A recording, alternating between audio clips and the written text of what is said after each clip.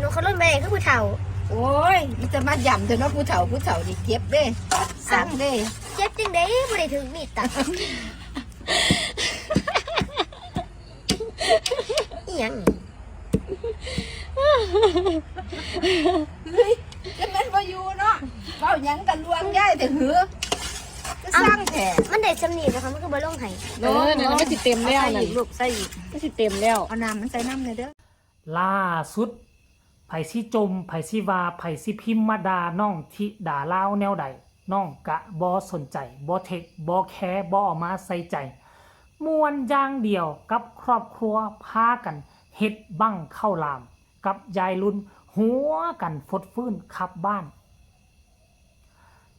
สบายดี FC แฟนคลับตอนคำอีกคลิปหนึ่งก็แล้วกันคลิปนี้น่าจะเป็นคลิปสุดท้ายก่อนนอนท่านผู้ชม FC แฟนคลับเจบอลาวเฮ็ดคลิปนี้แล้วก็จะไปอาบน้ำอาบในเกี่ยมตกเกี่ยมโตเข้านอกเข้านอนแล้วก็ตัดคลิปเอาลงอีกซ่อง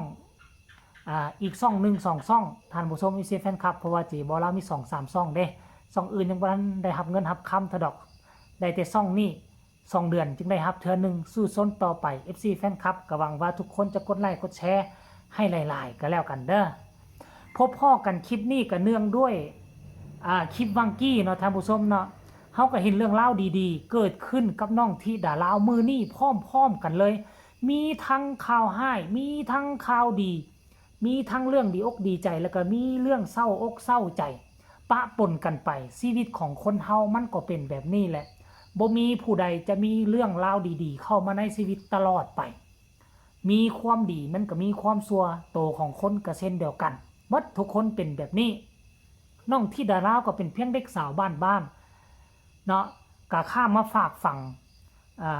น้ำพอน้ำเมอยู่ทางฝั่งไทยก็หวังว่าทุกคนจะเปิดอกเปิดใจแต่คนส่วนใหญ่แล้ว 90% คือเปิดอกเปิดใจฮับเอาลูกสาวที่ดาราวมาอยู่อ้อมกอดของพี่น้องฝั่งไทย 100% ละบ่แม่น 100% 90% ละแต่ยังอีกจำนวนหนึ่งที่บ่เปิดใจฮับเอาพยายามคัดขวางพยายามต่อว่าต่อขานส่งมาให้ส่งมาด่าคือเฮาว่าแหละมีคนมักมันก็มีคนซังอยู่ในโลกนี้บ่มีผู้ใดจะบ่มีคนซังเฮาเลยเจบ่ลาวก็มีคนฮักแล้วก็มีคนซังแม้กระทั่งเฮ็ดคลิปมีคนมักแล้วก็มีคนซังส่งมาด่าว่าบักลอกบักลาว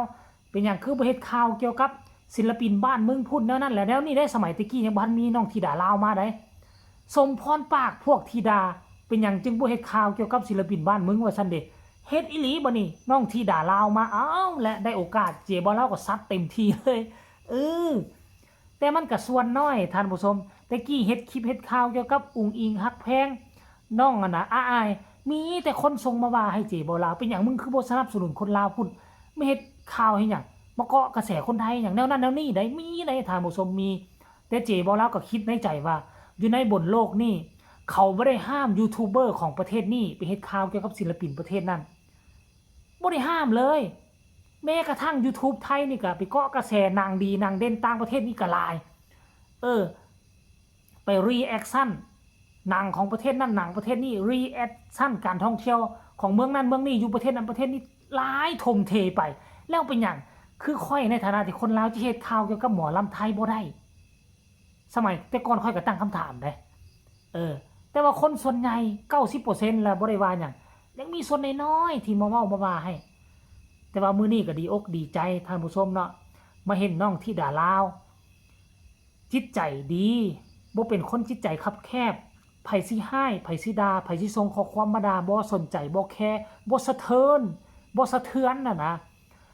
อยากได้จิตใจคือน้องธิดาลาวนี่ไว้เจบ่ลาวก็ได้เฮาน่ะคนอายุแก่เฮาก็ยังไปเฮียนฮู้กับเด็กน้อยได้ยุคมื้อนี้น่ะคือยุคหลานสอนปู่สมัยก่อนนี่วรรณคดีของพวกเฮานี่ต้องมีแต่ปู่สอนหลานกราบปู่สอนหลานปู่เกิดใหม่ใหญ่ขึ้นมาก่อนลูกก่อนหลานผ่านร้อนผ่านหนาวผ่านเส้นนั่นเส้นนี่ผ่านเมืองนั่นเมืองนี่ฮู้หมดทุกอย่างแต่ทุกมื้อนี้ผู้เฒ่ามันนำเด็กน้อยบ่ได้เฮานี่อายุ30กว่าอาจจะได้เรียนนำน้องธิดาลาวก็ได้มันเรียนนำกันได้ทุกมื้อนี้เด็กน้อยเขาลิ้นโซเชียลเก่งกว่าผู้เฒ่าซอกหาข้อมูลข่าวสารนู่นนี่นั่นเก่งกว่า แล้วเป็นอย่างเจ้าเป็นผู้เฒ่า เจ้าคิดได้แต่ซ้ำนั่นส่งข้อความมาให้มาด่าน้องธิดาลาวโอ้ย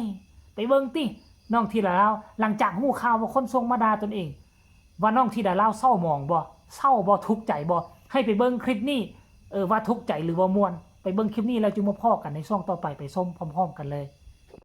โอ้แบบนี้ติลูก แม่นบ่ได้ไปลักตัดกอไผ่มันเด้ ข้าวหลาม3รสป่ะเนี่ย แม่นค่ะ รถไหนล่ะลูก รสเข้มกับรสหวานกับรสมัน อัน3อันนี้มันเข้ากันบ่หรือว่ากินไปแต่ละคำนี่อันนึงเข้มอันนึงหวานอันนึงมัน อันนึงเข้มอันนึงหวานอันนึงมันค่ะอันนั้นบ่ทัว ขล้นบ่ทัว ก็หนูถอดไข่ เอาคือ อะ บ่ นะ ตั้งใจขล้นคั่นน่ะ เอาให้หนูเป็นผู้น้อยหนูเขาล้นไปไหนคือผู้เฒ่า โอ้ยมันจะมาย่ำถึงว่าผู้เฒ่านี่เจ็บเด้สั่งเด้ เจ็บจังได๋บ่ได้ถึงมีดตัดอีหยังนี่ เฮ้ยจะแม่นบ่อยู่เนาะเว้าหยังกันลวงยายแต่หือจะสร้างแท้ มันได้สำนีแล้วค่ะมันก็บ่ลงให้ เนั่นมันสิเต็มแล้ว ใส่ นั่น อีกลูกใส่อีก มันสิเต็มแล้ว เอาน้ำมันใส่น้ำเลยเด้อน้ำ ระวังมันสิ ก็ได้ เหียใส่เจ้าของเด้เอาปากมันเดเข้าไปข้างในนะ ใส่น้ำใส่อีก ป้อนเขาลูกน้อยบ่ ก่อนเขาลูกน้อย กินหลายๆกินแล้วก็สิเอาไปเผาป้าเลยก็มากินต่ออีก เอาแล้วเฮาก็กินมัน แม่นกินลูกน้อย มื้อแรงค่ะ กินข้าวหลามน้ำกันเด้อ เป็นแนวใดน้องธิดาลาวเศร้าบ่กับคำที่เจ้าส่งมาด่าน้องธิดาลาวบ่สะเทือนสรุปแล้วเจ้าโยนไข่ใส่หินน้องธิดาลาวใจกลายเป็นหิน เจ้าซ้ำเอาไข่ไปกระทบหินสรุปแล้วคนที่เหลือใจก็คือเจ้าบ่แม่นว่าเดี๋ยวนี้กัดหำตุยแล้วบ่หั่นน่ะกัดหำตัวเองตุยแล้วหวังทำลายคนอื่นบ่สะเมนคนอื่นก็มีของน้องธิดาลาวแข็งแรงจิตใจแข็งแรงมีของบ่สะเมนจักน้อยสุดท้ายเหลือใจให้ตนเองเอาไปเอามามันบ่แม่นเอาบางหินทุบหำตุยแล้วว่าน่ะโอ้ยท่านผู้ชมเอ้ย ยายรุ่นก็อ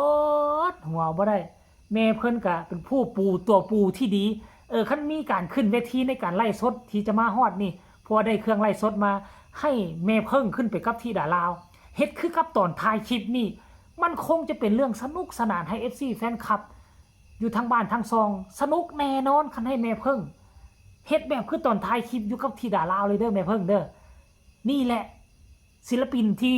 ทุกคนต้องการที่พ่อแม่ต้องการต้องมีความสุขแบบนี้แต่มันขาดโตปูบ่ได้ก็คือแม่เพิ่งลองจับจูนกันเบิ่งเอาขึ้นเวทีร่วมกันเฮ้ยมันจะกลายเป็นวงตลกของซีวิไลไปโดยปริยายท่านผู้ชม FC แฟนครับเอ้าคลิปนี้ก็เอามาฝากเอามาต้อนกันเพียงซ้ำนี้อีกคลิปนึงก็แล้วกันฝากทุกคนกดไลค์กดแชร์กดติดตามให้แน่เพื่อจะบ่พลาดในคลิปต่อไปที่สำคัญอย่ากกดข้ามโฆษณาพบกันใหม่ในคลิปหน้าสำหรับคลิปนี้ขอกล่าวคำว่าสบายดี